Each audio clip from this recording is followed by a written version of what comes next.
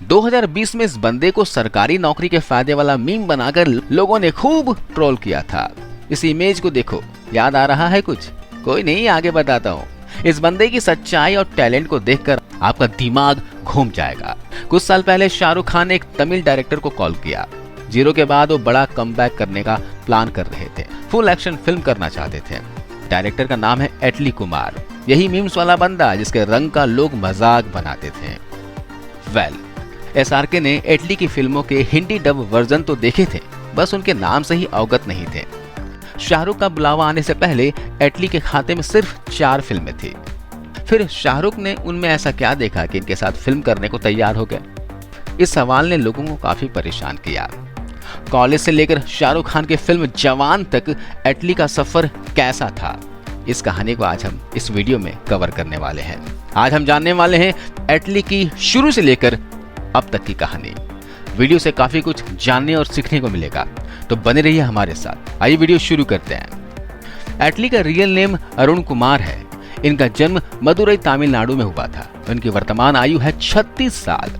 प्यार से घर वाले इन्हें एटली बुलाया करते थे। उस वक्त किसी ने कल्पना तक नहीं की होगी कि आगे चलकर पूरा देश उस लड़के को इसी नाम से पहचानने वाला है।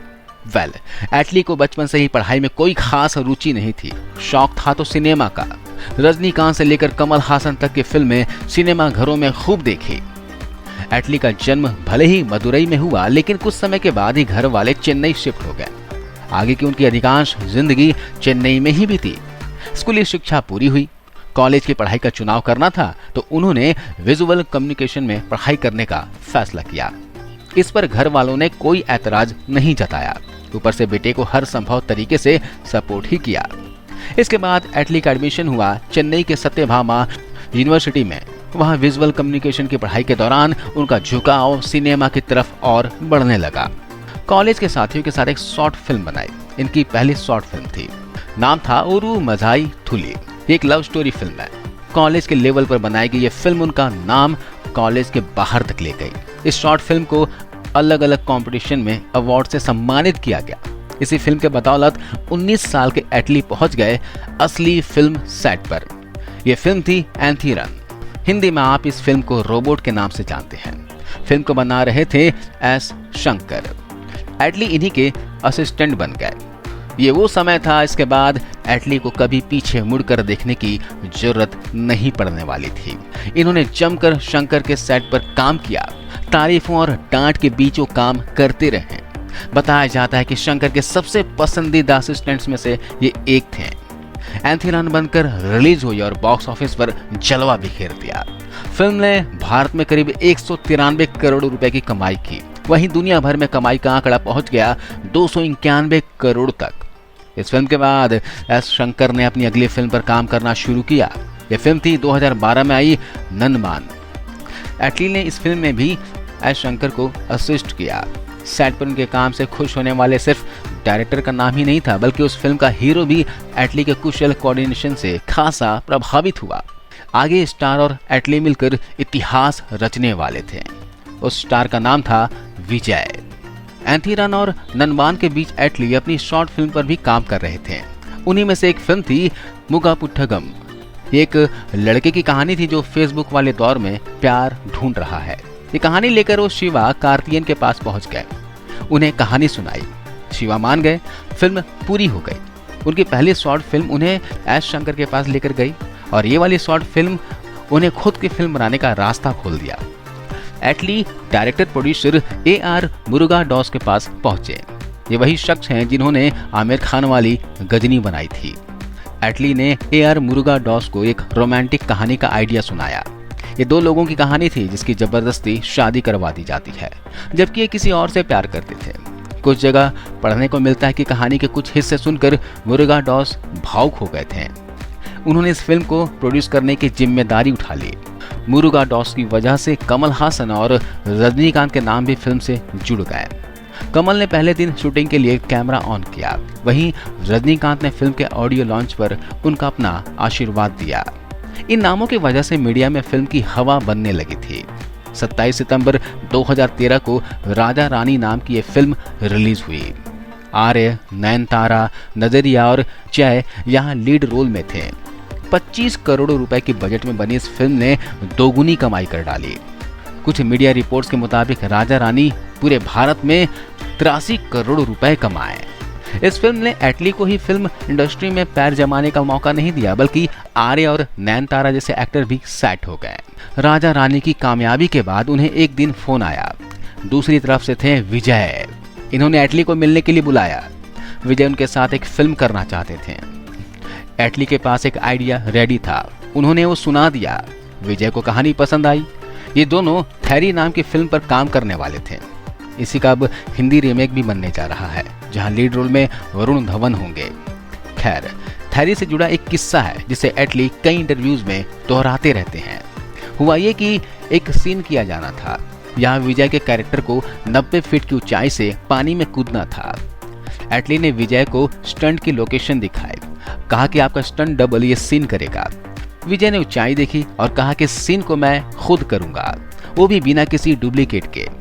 एटली बताते हैं कि वो ये सुनकर घबरा गए, अपने स्टार को इतने बड़े जोखिम में कैसे डाल सकते हैं। विजय को समझाया कि पानी का धक्का बहुत तेज होगा, आपका कूदना सही नहीं है।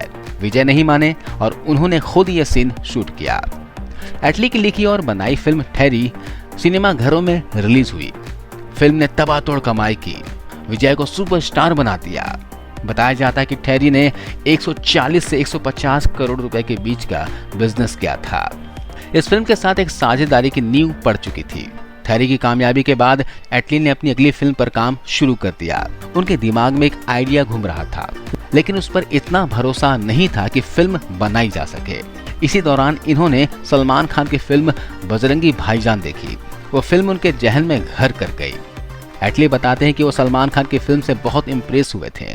उन्होंने फिल्म के राइटर वी विजेंद्र प्रसाद को खोजना शुरू कर दिया। विजेंद्र प्रसाद एस.एस. राजामौली के पिता हैं, जिन्होंने RR और बाहुबली जैसी फिल्में भी लिखी हैं। एटली उनसे मिले और कहा कि आपके साथ काम करना चाहता हूँ। दोनों ने एक स्क्रीन प्ले पर काम करना शुरू कर दिया। यह फिल्म आगे जाकर मार्शल बनी। थैरी के बाद फिर से विजय एटली की जोड़ी इस फिल्म के लिए साथ आई। मार्शल उनके करियर की अब तक की सबसे बड़ी फिल्म होने वाली थी। हाथ में करीब 120 करोड़ रुपए का बजट था। विजय के अलावा समांता, प्रभु, काजल अग्रवाल और नित्या मेनन जैसे स्टार्स को संभालना था। फिल्म में A.R. रहमान का म्यूजिक होने वाला था। अगर विजय सोच रहे थे कि थैरी उनकी सबसे बड़ी फिल्म थी, एटली का कहना था कि रुको जरा, सब्र करो। मार्शल साल 2017 की दिवाली को रिलीज हुई थी। फिल्म ने दुनिया भर में करीब 220 करोड़ रुपए छापे। 150 करोड़ रुपए तो सिर्फ भारत से ही आया, जिनमें तमिलनाडु बॉक्स ऑफिस ने 115 करोड़ रुपए का योगदान दिया। मार्शल को तमिलनाडु में त्योहार की तरह सेलिब्रेट किया गया। टाइटल के आगे सुपरहिट लिखा जा चुका था। थैरी और मार्शल के बाद विजय एटली की तीसरी फिल्म बनने जा रहे थे। दोनों की जोड़ी ने प्रोड्यूसर्स को अच्छा पैसा बना कर दिया था। इसके बाद इनकी फिल्म आई बिगल। इस फिल्म ने एटली के स्केल को और भी ज्यादा ऊंचा कर दिया। फिल्म के लिए 180 करोड़ रुपए का बजट फाइनल हुआ था। यह फिल्म 2.0 के बाद सबसे महंगी तमिल फिल्म थी। बिगल ने सिनेमा घरों में उम्मीद से कई गुना बेहतर कमाई की। फिल्म ने दुनिया भर से 300 करोड़ रुपए बनाए। फिल्म की कामयाबी से मेकर्स लहलहा उठे थे। सेलिब्रेशन पार्टी रखी जा रही थी। लेकिन एटली के लिए सिर्फ एक सुपरहिट फिल्म नहीं थी, बल्कि उन लोगों के लिए एक करारा जवाब था। बिगल की रिलीज से कुछ महीने पहले फिल्म का ऑडियो लॉन्च इवेंट रखा गया था। एटली स्टेज पर आए, फिल्म के बारे में बात करने लगे। उन्होंने कहा कि वो खुद को विजय के छोटे भाई समान मानते हैं। उस नाते बिगल को बड़ी फिल्म बनाने में कोई कसर नहीं छोड़ रहे हैं। ये बात कुछ लोगों के गले नहीं उतरी कि ट्रोलिंग शुरू हो गई। लिखा जाने लगा कि 2-3 फिल्मों के चलने से उनमें घमंड आ गया है, उनका अपना कोई स्टाइल नहीं है। कहा जाने लगा कि उनके सितारे का डूबने का वक्त आ गया। ऐसी फला बातें कई जगहों पर छपी थी। एटली इस पूरे हंगामे पर एकदम चुप रहे। बिगल की कमाई ने ऐसे लोगों को जवाब दे दिया था। एटली के बारे में इंटरनेट पर पढ़ने जाएंगे तो बहुत सारे आर्टिकल्स मिलेंगे, जहां दावा किया जाता है कि उनकी फिल्में किसी न किसी पुरानी फिल्मों की नकल है। बिगल के केस में भी चक दे इंडिया से और उनकी बाकी फिल्मों में रजनीकांत और मणिरत्न के सिनेमा के रेफरेंस से खोजे गए। जवान का जब ट्रेलर लॉन्च हुआ था तो तब भी ये बात सामने आई थी कि उसमें भी कई हॉलीवुड फिल्मों की झलक मिलती है।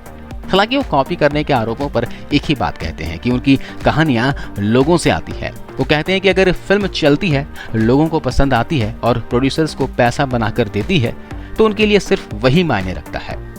तो दोस्तों, आपने क्या एटली की फिल्म जवान देखी? अगर देखी हो तो कमेंट करके जरूर बताना। उम्मीद करता हूं दोस्तों एटली की वीडियो आपको अच्छी लगी होगी। वीडियो अच्छी लगी तो इसे शेयर करना, और अब तक आपने इमोशन बॉक्स को सब्सक्राइब नहीं किया हो तो अभी सब्सक्राइब कर लेना। इस अगली वीडियो में जय हिंद, जय भारत।